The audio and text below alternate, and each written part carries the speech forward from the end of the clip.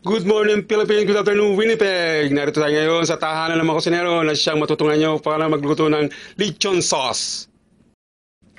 Kasulukuyang ginigisa natin ang bawang na giniling at sibuyas at ang giniling na atay na hinahalo-halo pa natin na dahan-dahan haluin para hindi siya manikit. Napakasimple pero simpleng pagluluto lang. Nilagay natin ang ingredients ng asin, paminta at curry powder na siyang magbibigay ng panlasa sa ating lechon sauce. Ito na. Hintayin natin kulo, inilagay natin ang suka na suka siyang magpapasim at siya rin magbibigay ng buhay sa ating nilulutong lechon sauce. Tandaan, huwag haluin, hayaan lang kumulo, hayaan lang siyang kumulo. Pag hinalo nyo, magkakaproblema tayo sa asim. Halo siya, kulo lang ng kulo. Take time. Yun ang importante dyan eh. O, yanda natin ang asukal na puti at ang asukal na pula. Asukal na pula at asukal na puti na siyang magbibigay ng tamis.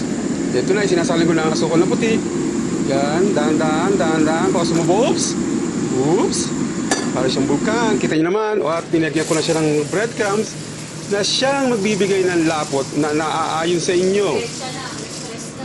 Kung gaano kalapot ang gusto niyo sa inyong lechon sauce. Very simple. Okay? Ito na. Hinahalo-halo natin. Halo. Batin. Bati.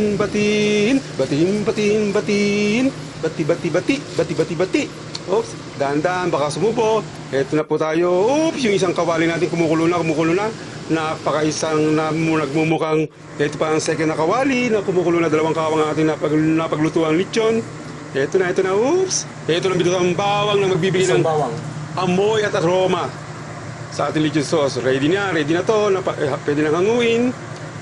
Dito nating ilalagay pagkakango. Oh, may suka na pula sa loob na siya rin magbibigay ng tamis sa final touch ng ating nilutong lechon sauce.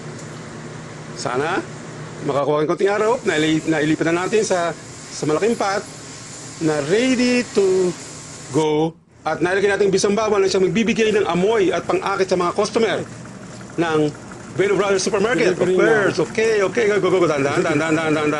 Dahan. Baka lumigwak.